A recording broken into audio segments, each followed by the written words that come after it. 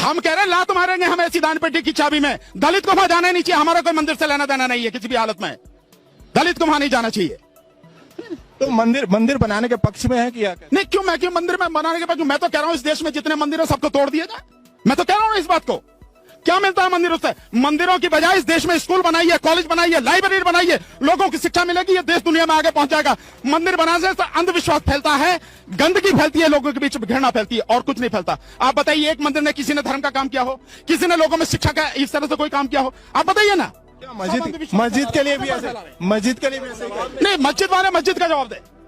नहीं, मस्जिद के लिए भी ऐसा ही कहेंगे कि कौन? वो भी नहीं रहना चाहिए। मस्जिद में क्या होता है? मस्जिद में केवल वो जाके अल्लाह की इबादत करते, नमाज पढ़ते हैं, वो और कुछ नहीं करते। मंदिर में, मस्जिद में जाके और कुछ नहीं करते। वो भी नहीं रहना चाहिए। कहाँ नहीं है? उनकी इबादत की जगह है, संविधान ने उनको अधिकार दिया है, वो रहना चाहिए। क्यों, कौन मना कर रहा? मंदिर भी तो और रखो। तो आप मेरे से क्यों कह सकते हैं कि आप दलित को मंदिर में ना चाहिए? मैं तो कह रहा हूं दलित को मंदिर में जाने की जरूरत नहीं है। इस देश के किसी भी गरीब समझदार व्यक्ति को मंदिर में जाने की जरूरत नहीं है। उसको जाना चाहिए, स्कूलों में जाना चाहिए, कॉलेजों में जाना चाहिए, लाइब्रेरी में जाना चाहिए, पढ़ना चाहिए। ज्ञान मिलेगा तो उजाला फैलेगा। अगर ज्ञान नहीं मिलेगा इस देश में कुछ नहीं होगा।